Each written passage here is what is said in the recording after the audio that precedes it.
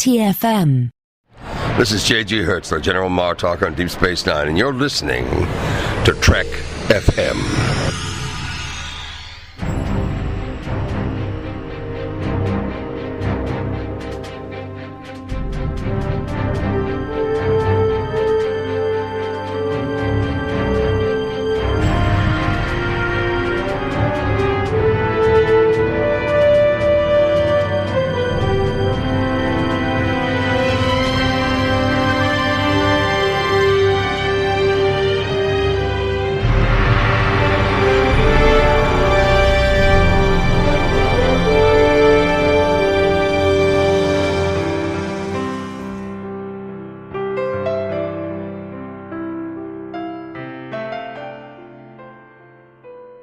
Welcome, Niners, to another episode of The Orb, our dedicated Deep Space Nine podcast. I'm Christopher Jones, and with me, as he always is my esteemed co-host, Matthew Rushing. And Matthew, it's great to see you swinging that batleth again after all these years.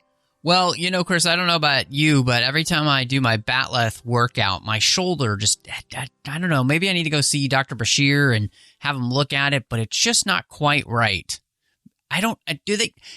Is that called batleth shoulder, or I don't know, like tennis elbow, so. I think so. Yes. Batleth shoulder is a big problem among Klingons, especially past the age of 140. Yes, absolutely. Well, I'm not quite there yet, but, I feel like it sometimes. Well, today we're going to talk about some older Klingons. In fact, we're going to talk about the three biggest Klingon adversaries of Kirk's from the original series, Kor, Koloth, and Kang, as they reappeared 80-plus years later on Deep Space Nine in the episode Blood Oath. And really what we're going to talk about primarily is this struggle that joined Trills have about what do they owe to their past hosts. And in Blood Oath, Dax comes face-to-face with these three old friends, and Curzon Dax had sworn a blood oath to help avenge the death of the children of these Klingons who were killed by the albino. And Kang has tracked down the albino. He's brought everyone back together on the station, and they're going to set out on a mission. And Jadzia has decided that she's going to go, but of course that puts her at odds with Commander Sisko and also with her Starfleet duty. So Matthew, just jumping right into this, talking about past lives, what do you think about Jadzia's decision here, and how much of it comes down to what Trills feel an obligation to do versus what maybe Jadzia feels an obligation to do because of her personality? Yeah, I think that this is one of those episodes that does a great job of exploring what it means to be a Trill and, what your responsibilities are. And, it is fascinating because we even have Kang telling her, look, I know from Curzon that you're not obligated to follow us on this quest. You're not obligated to keep this blood oath because you're not, as a Trill, supposed to be keeping the promises of previous hosts. Otherwise, you'd be doing that your entire life, especially the more hosts you have. And so part of being a Trill is letting go of those past obligations. And, one of the things I think is so interesting just about Dax as a character is that she and it seem to have very difficult time letting go of their past obligations and or feelings towards people specifically. And I mean, we see that so clearly, minus this episode here. Her relationship with Benjamin, even though different, continues on, which is very rare for Trills to continue on in relationships, close relationships that they've had with other people. And so, this is a pattern to which we see Dax continue with.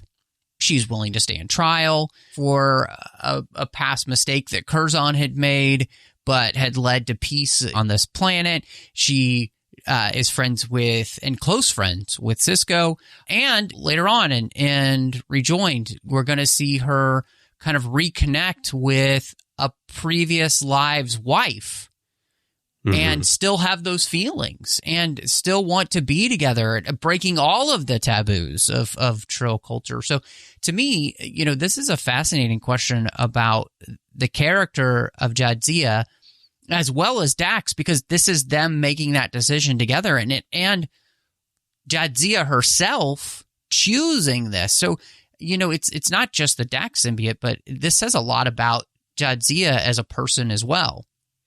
Yeah, it's really interesting how the view of past lives runs through Trill. And in the case of Jadzia, when I think about it, I think some of it in universe, and then I think some of it from a storytelling point of view. And then I imagine, what would it mean for the society overall if everyone were like Jadzia? So I feel like the concept of the Trill having to let go of past lives, at least the hosts having to let go of past lives, even though they have the memories of those past hosts, makes sense for a society because it's so many. I hate to use the word problems because there are a lot of positives in leaning on those past lives as well, but there are also a lot of negatives. And you can just imagine what would happen to a society full of people who are walking around with 5, 6, 7, 8, however many past lives and feeling obligations to those. From a storytelling point of view, of course, Deep Space Nine is far more interesting to have the joined Trill lead character have this feeling, because then you can tell all these stories and you can explore what it means to be a joined Trill. And you wouldn't be able to do that if she was adhering to this idea that, yeah, I have to let go of everything. You could do it, but it wouldn't be as effective, right? I imagine that there are a lot of people on Trill who are like her, but definitely Jadzia has this personality where she loves to experience everything. She loves to explore. She's very curious. She's a scientist. She has this sense of honor and duty. And when you roll it all up together, you end up with situations like this, where she feels an obligation to uphold the blood oath. The other thing I find interesting about it is that when I watch this story, I'm thinking, does she feel obligated to core Kang and Koloth? Does she feel obligated to Curzon? Does she feel obligated to her godchild who was killed? What is she really, really leaning on here? And I come down on the side of her biggest obligation is to Curzon. Like, she feels like she owes Curzon something to follow through with what he couldn't follow through on. And that's the sense of honor that she feels. And in this story, I think it's particularly connected to the fact that it involves Klingons. Curzon was very involved with Klingons, and there's that Klingon sense of honor. Had this been someone that Curzon knew from another race, had it been Andorians or Vulcans or Betazoids or whatever, I don't know if Curzon, first of all, and then Jadzia here would have felt that same obligation. One of the things that's so interesting about this, I think, and as is talking about past lives, with a lot of the things that Jadzia experiences is a real connection with Curzon, and many of the things that I think partly she does get from him, but she also seems to have been interested in herself. Like, she does seem to be somebody who has been, even before Curzon, interested in Klingon martial arts and those kind of things. That doesn't seem to be something that just came from the host or from the symbiont. And at the same time, I think probably what I learned from her as a joined Trill, and something I would probably think about all of joined Trill because of this, is that you do probably feel more connected the more recent previous hosts, so Curzon being so close having just died a couple of years ago. Because there's that interesting conversation, she has with Kira about how she's like, I can remember, I remember my godchild. I remember making that blood oath. I remember spending time with, these 3 Klingons. I can still basically smell the smells of the blood for the blood oath as everyone cut their hands and made this together. And when we think about one of the biggest things of what it means to be somebody and be a person is the makeup of who we are is our memories being unique. And so it makes sense in many ways that there is such a closeness so that it's hard to differentiate one between the other. And sometimes Jadzia does that, and sometimes she allows herself to be much more connected, I think, to the past lives and the different hosts. And she gets to make that decision, really. And she seems to continually make the decision on this show to be very connected with her previous hosts of Curzon. And it is, again, like you said, it'd be boring if she didn't, but it does, I think, show the uniqueness of this race in Star Trek and allowing us to try and understand and experience the idea of longevity of memories and all of those kind of things. So yeah, this just the idea of having these past lives and how they influence us specifically. And even like in a broader context, I was thinking about how the Trill are a beautiful picture of the way in which past lives do impact us. And sometimes we just negate that being the truth, but like all past lives have impacted who we are. All our, all of our family's past experiences impact who we are. And this is just a very potent example of that. Like, obviously, a uber exaggerated version of that. But it's one that I really like because it is of that beautiful reminder. Yeah, and to be clear, when you talk about our past lives influencing us, you're not talking about reincarnation, you're talking about our past experiences and exactly our past experiences and the experiences. Like, and again, like what I mean is that every part of our family and our family's history, and then the history of where we come, like all of these things have a major impact on who we are.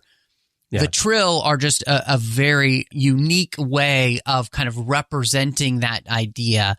And again, a very science fiction way of representing that. And so... Well, and the Trill bring that concept to life a bit more. Like it's living inside the being in a way that parts of our experiences don't, especially the ones that didn't involve us directly, but involved our families and our ancestors, right?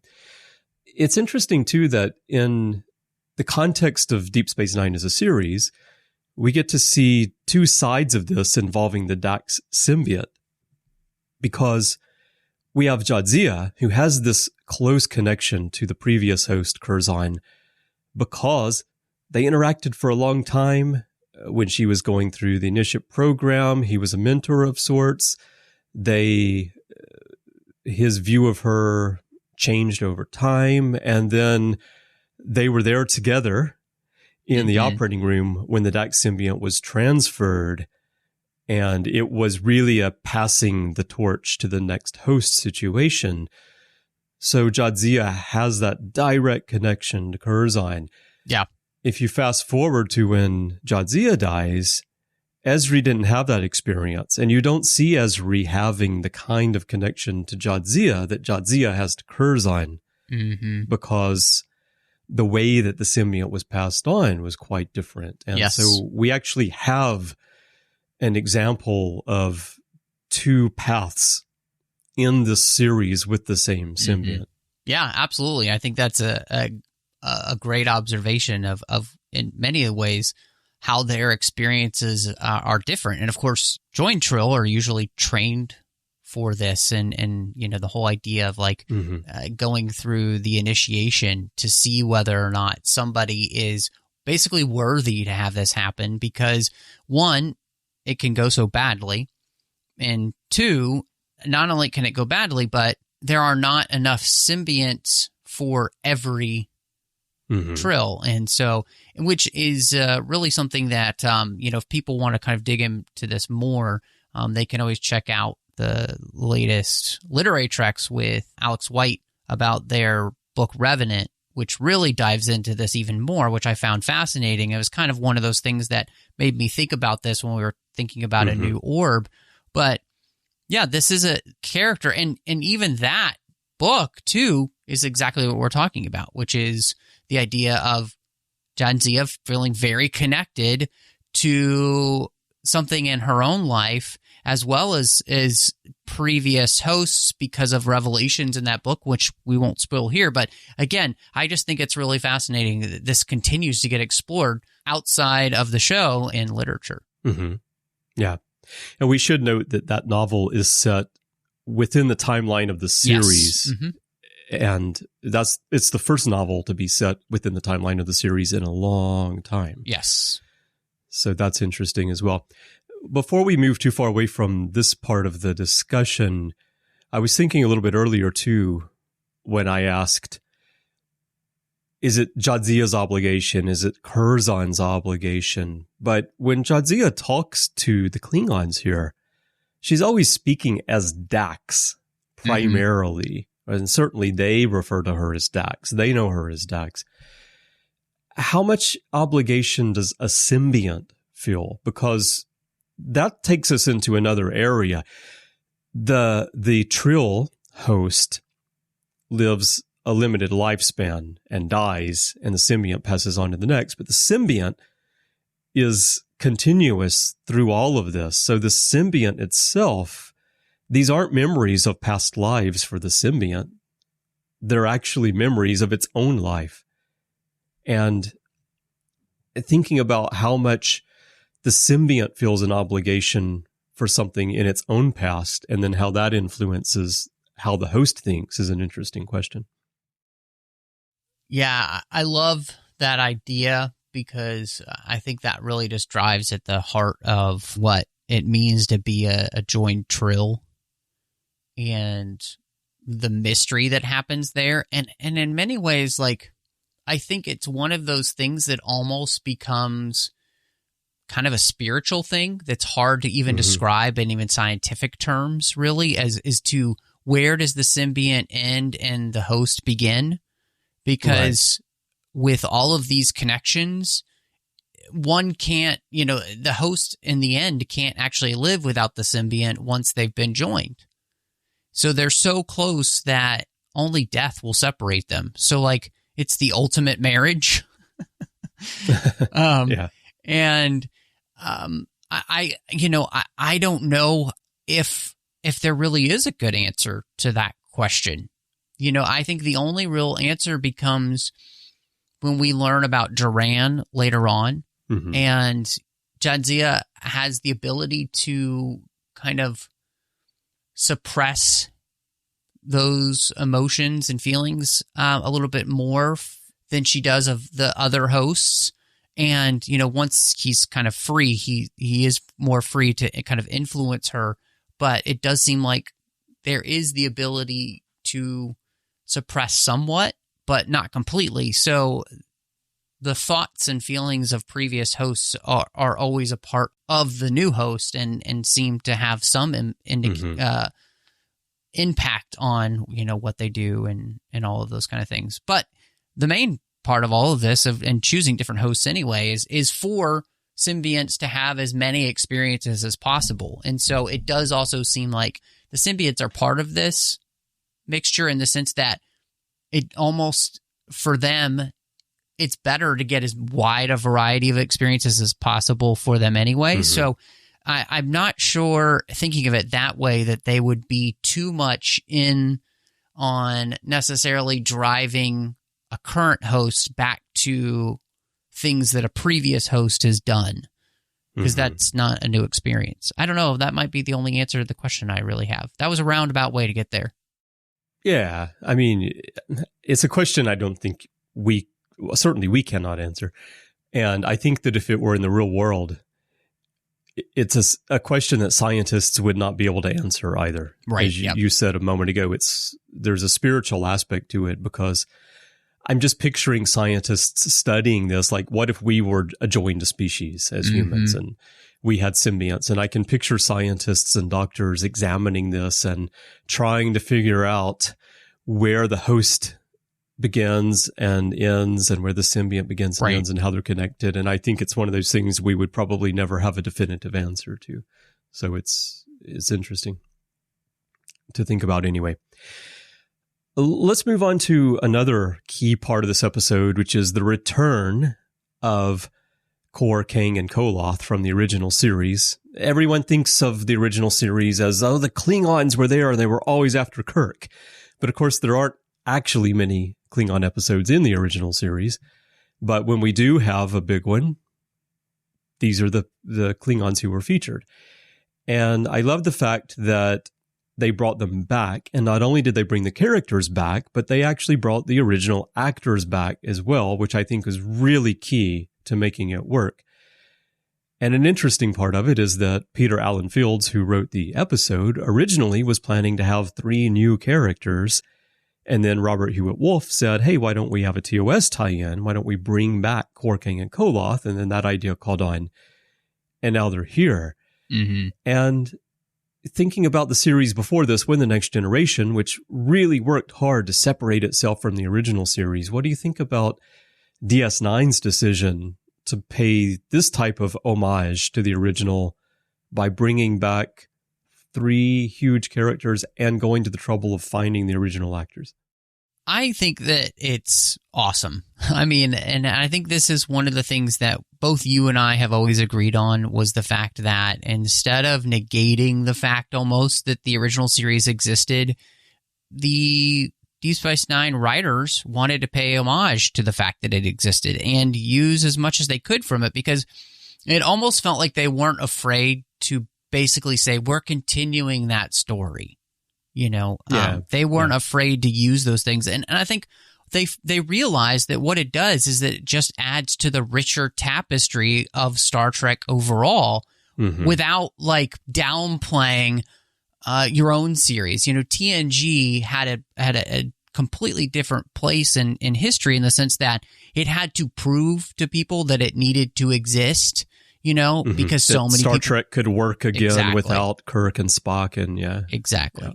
And I think, you know, one of the beauties is that the Deep Space Nine writers realize that no, it does. It just makes us richer if we tie back into those things, and we get the opportunity, where possible, to be able to continue those stories too, which is really neat. And so, like, I think it's wonderful that they do this. Obviously, by bringing them back and giving them the new Klingon makeup, it does not jive with what we see in the Enterprise, really, with what they do with the Klingons here. But I mean, one, it's great to have these actors back, and I think what it does for the story too is that we already know Curzon was an ambassador to the Klingons at that point, so it only makes sense, really, that these main characters who had so much to do with the original series time period of Klingons would be important members of his life. And so, yeah, I guess I just think it makes it so much better.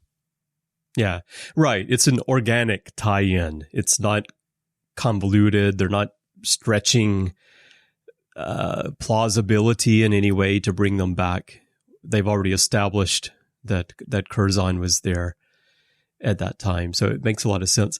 The makeup thing is interesting because when we look at it now, we look back and we think, okay, well, they brought them back in the new makeup, and then Worf says what he says later in Trials and Tribulations, and then Enterprise does its thing.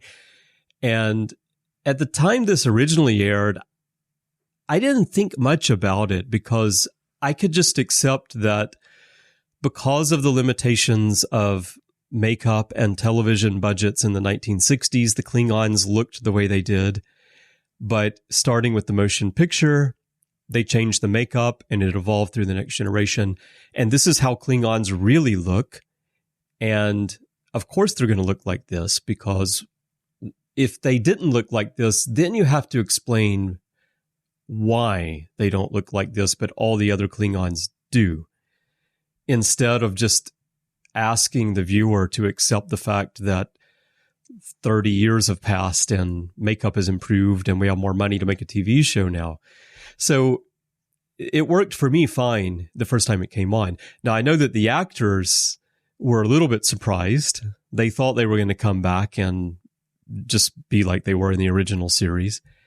And they found out that, oh, we got to put on all this makeup. Later on, we'll talk about it. You and I are doing Warp 5 right now, where we're doing our 20th anniversary rewatch of Enterprise. Eventually, we will get to those episodes in the 4th season where they explain the Klingon makeup, and that'll be a fun discussion, because while I like the episodes just fine, I think that was a case of them explaining something that didn't need to be explained and just creating an even bigger mess out of the whole situation. Yeah, I mean, we'll definitely talk about it when we get there, but honestly, I think it doesn't really have any impact on like what you were asking about, especially with, do we make these characters ones that we knew, or do we have just 3 new characters? What I think is beautiful here is the fact that this story means more as a Star Trek fan because we make the connection. And it's not a place where we're making the connection extraneously or we're trying to push the envelope in a ridiculous way. I think it all really fits. And this is one of those things where it's like, why make up what you don't have to when you can just use what you already have? And so I think this works really well.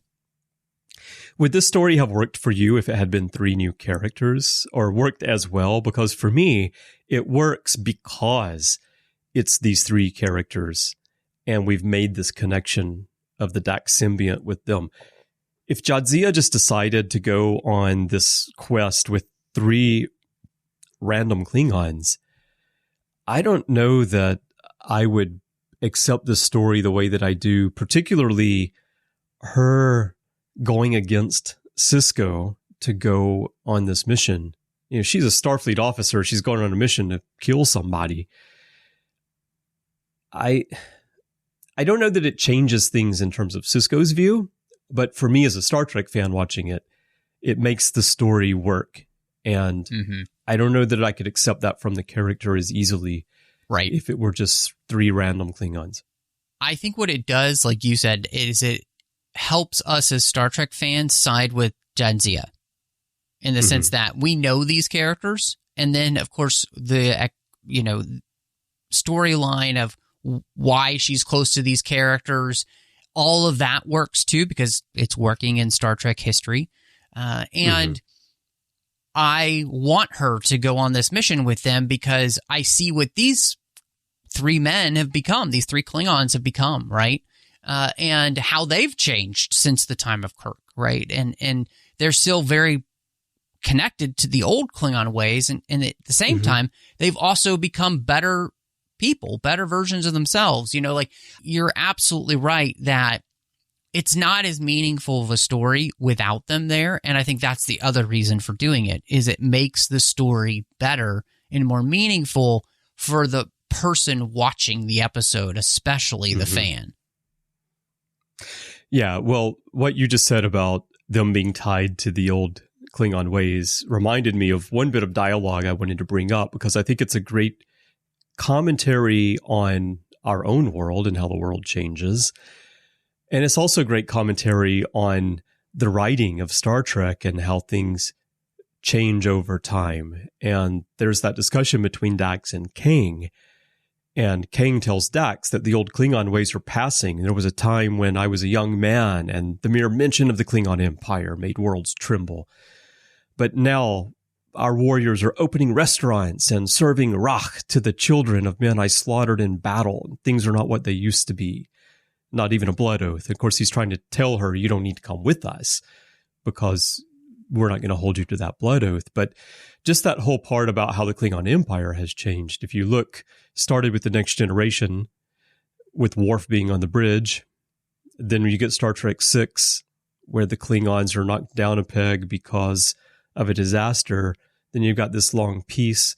And, last 2 episodes of The Orb, you and I talked about the way of the warrior, and there was that whole line in there, but Worf told Sisko, my people have been at peace too long, and there's this push to be warriors again. And we're already seeing that here. About a season and a half before we get to the way of the warrior. That topic is brought up. Yeah. Well, and I like that you bring that up, and I think it's really interesting because one of the things that it does bring to mind is what are the things that we should let go of as societies, but what are the things that are really important to hold on to? And I think really what he's saying in that moment is that we are losing some very important things, like the very things of honor that we talk about, like the fact that the blood oath is different. That's something that is for the Klingons at the very heart of honor, right? And what it means to be a true Klingon. And so I think that's a really good line to bring up, and it does bring to mind then, as our societies change, what are the things that should change and what are the things that shouldn't? And knowing the difference between those two can be difficult, but it is also very important. Yeah, absolutely. Well, let's keep talking about these Klingons a little bit, but I want to shift back to Jadzia a bit and Terry Farrell as an actress. And the way that she interacts with Kor, Kang, and Koloth in this episode, I thought was quite nice, and it really showed who Jadzia is, and I thought is quite impressive for Terry Farrell as an actress as well. Of course, we all know that when Terry Farrell took on this role, she wasn't especially an actress. She's more of a model, but she does such a wonderful job with the character. And she's not a counselor on the station, but she's very adept at talking to others and finding solutions. And we see that here, where she brings the 3 warriors together and together all set out to fulfill this blood oath. And in the DS9 Companion, which is the best reference book to Star Trek that has been written still, I would say, she talks about this, and she says that with Kor, I had to convince him that he was a hero, and that in my eyes, he would always be a hero. So that was philosophical. But with Koloth, I had to prove that I was strong enough to go to battle with him. So that was a physical. And with Kang, I had to prove to him that my desire and need to be part of his blood oath was strong enough that I could not imagine staying behind, that I was mentally strong and capable enough. So I had to exhibit honor, physical strength, and mental perseverance to go with them. So I thought that just, if you think about Jadzia Dax throughout the series, that encapsulates who she is and how she shifts gears with the people she interacts with and the situations she interacts with. Yeah, I think that's a really good point. And, I love that. And I really like when, actors are really thinking about their roles and what it means for their character and really kind of seeing all the intricacies involved. And so Terry really taking this to heart and working to try and play each one of those differently, it really does show in the episode. She deals with each of these Klingons very differently. Even her mannerisms, her comfort level, her almost, I would say, respect level. I mean, with Kor, she's the buddy still. She treats him like a pal, but at the same time, she's kind of portraying that almost older. I mean, Jadzia isn't older, but the symbiont is. So she's kind of being that older, wiser mentor almost that he needs. And with Koloth, yeah, absolutely. It is all about the physicality and proving that he sees a beautiful woman instead of a man. And she has to prove that to him. And then, yeah, with Kang, I love the idea of showing the mental connection that she believes, there's enough belief in her of who Curzon was that it transfers from him to her. Yeah, and she does. I mean, I got to give it to her. She's really good in this episode. And I think this is one of those episodes where it's like she was really starting to get into her groove with the character and really get more comfortable with the character. And I think by the time, obviously, we really get to season 4, I mean, she's just on fire and on fire with playing with more Klingons. And I think the beauty of that is that Terry just has that kind of twinkle in her eye. And it's almost as if she stopped really trying so hard and she just kind of allowed more of herself, it almost seems like, to come out. And that's a good point. I really feel like these type of episodes helped with that. Yeah, definitely.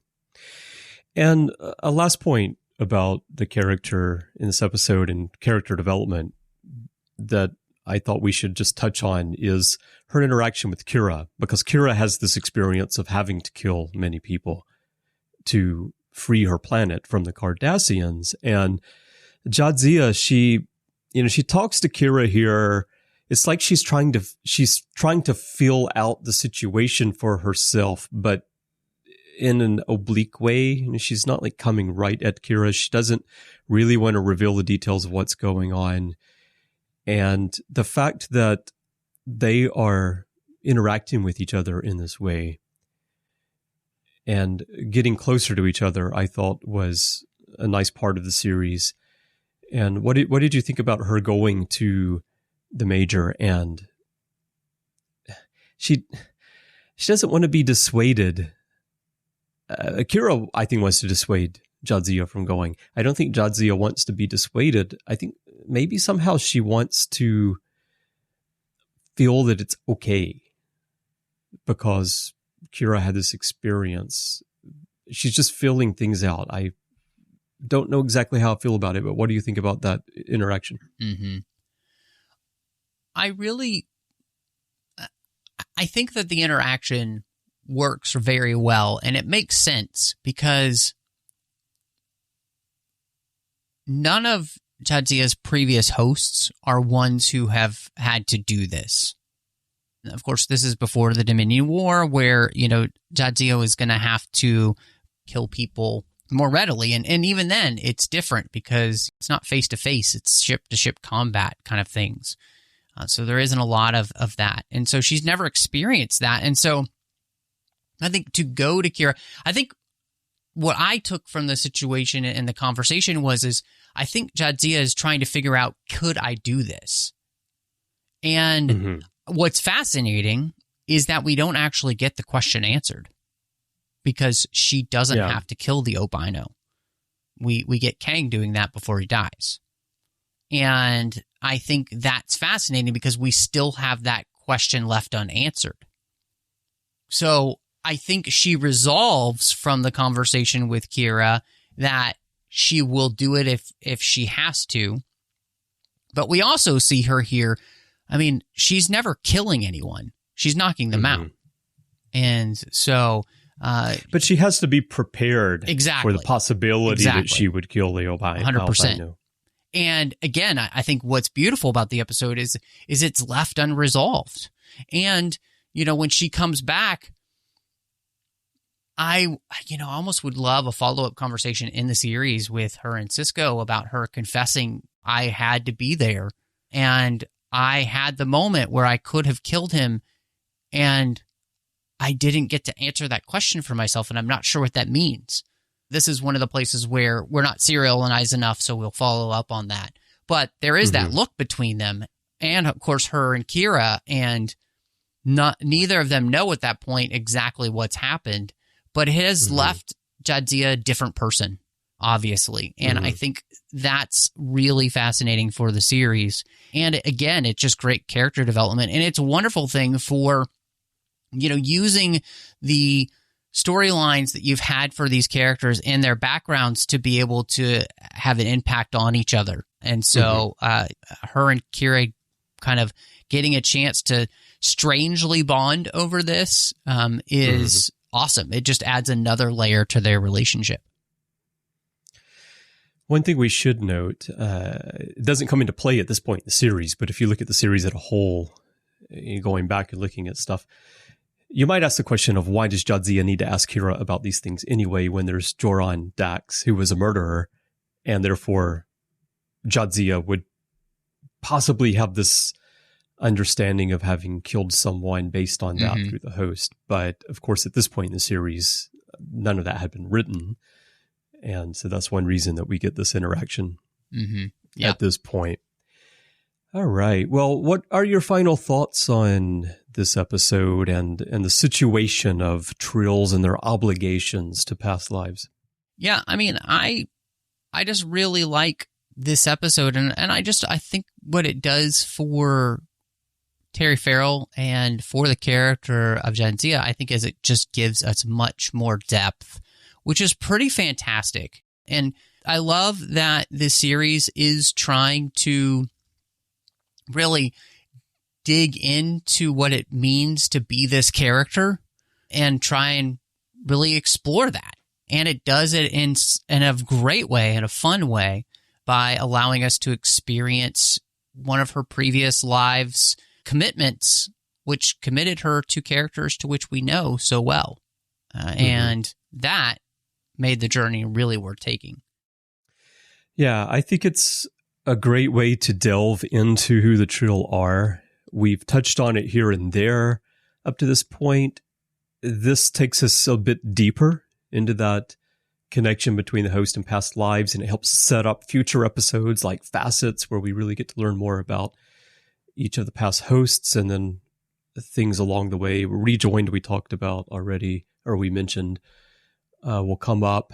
And then all the way through the end of the series, like when we get to Field of Fire and we learn about Duran, who I mentioned a moment ago. It's a great early example of really digging in and exploring who the Trill are. And I still find them to be one of the most fascinating races that exist in Star Trek. And again, I think it was wonderful to bring back the original characters and the original actors. And we touched on the whole makeup question. But the thing for me, as a huge fan of the original series, having grown up with it, is that they might be in the modern Klingon makeup, but when you look at their faces, it's still the same three Klingons. It worked so well. I think they did a wonderful job of performing through those prosthetics.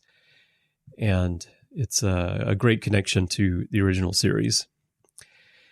All right. Well, we would love to hear your thoughts on Trill and Blood Oath and anything else you want to talk about with DS9. There are many ways to get in touch with us and to share your thoughts on what we talked about today. The best way to interact with other listeners and us is probably through Facebook in the Babel Conference. That's our closed listeners group. If you're not yet a member, just type Babel, B-A-B-E-L, into the search field and it should come right on up. If not, just type the whole name. It is a closed group, so please answer the questions and agree to the rules of the forum so that I can let you in. If you'd like to send us email, you can go to our website at trek.fm/contact. Use the form there, choose to send to a show, and choose the orb, and that'll come to Matthew and me by email. And of course, you can find us in social media. Our username everywhere is TrekFM. Now, Matthew, when you're not, working on your latest batleth moves, trying to, loosen up that batleth shoulder you got there and get ready for battle, where can people find you? Well, you could find me all over social media, Twitter, Instagram, Letterboxd, Vero, all of those places under the name MattRushing02. You can also find me here on the network, on our whole other side of the network, not talking Star Trek, but talking all of those fandoms that we love outside of Star Trek. The 602 Club, that is the place to be. We've got some bonus shows there, too, talking about really focused things like Snyder Cuts or Assembling Avengers. You can also find me doing literary treks as well as Warp 5. Chris, we already talked about Warp 5, where we're walking through every single episode of Enterprise, celebrating 20 years of that show. Actually, I guess we're on the 21st year now since we're in 2022. You also can find, like I said, literary treks, talk about the books and the comics of Star Trek. And, as we mentioned, we talked about the new Deep Space Nine book Revenant there, so you can check that out. Also, over on the Nerd Party Network, you'll find me doing two shows. One is a Finnish show that I did with Drea Kaufman. We talked about every single chapter of the Harry Potter series, one chapter at a time. And then doing Aggressive Negotiations with John Mills as we talk about Star Wars each and every week. But Chris, maybe when you're trying out that new Gach restaurant, where can people find you? Well, I'll be listening to your Schneider Cuts podcast. That's your one day at a time original series rewatch podcast, right? That's Absolutely. what I always think of when I hear it, the Schneider. Yes, cast. yes. Yeah, Schneider Cuts. But when I'm not doing that, you can find me elsewhere here on the network doing some podcasting. Of course, you mentioned Warp 5. Sometimes I pop in on Literary Treks. Larry Nemechek and I do the Ready Room, and I have Interphase and some other things going on.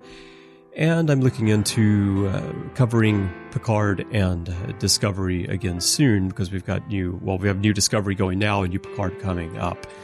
So you can check those things out here where I'm on mic. And if you want to catch me on social media, I'd love to talk to you. Twitter is where I'm most active.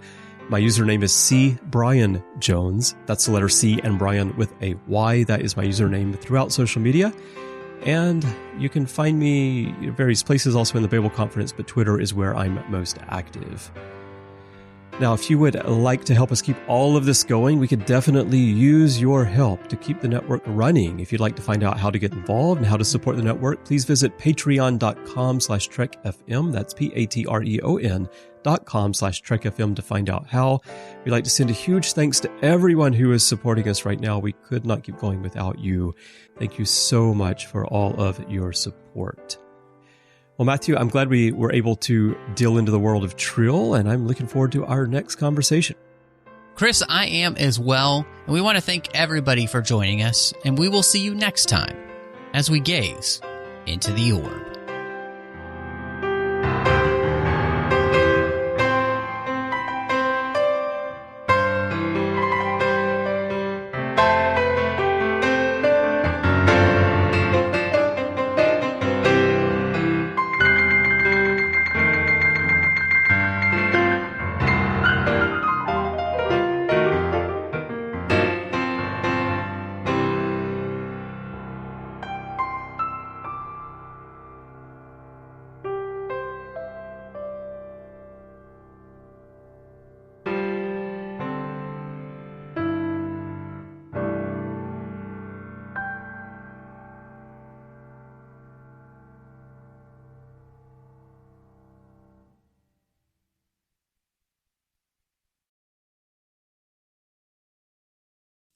The beauty of it is it really... My wife's home, so... Okay. Mm-hmm.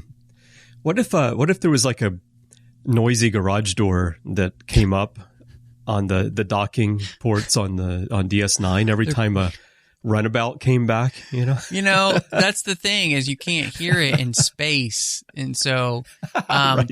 And it probably is the loudest son of a bitch you've ever heard. But, it's just, you can't tell, because except for if you're inside the station and you can hear the creaking because it's reverberating off the walls. So, right. Yeah. But when you're outside, it just sounds fine, I'm sure, exactly. Yeah. So I'm sure it's fine. So the thing to remember is do your space podcasting outside the station, because then you don't have to worry about any background noise. Perfect quiet. So yeah.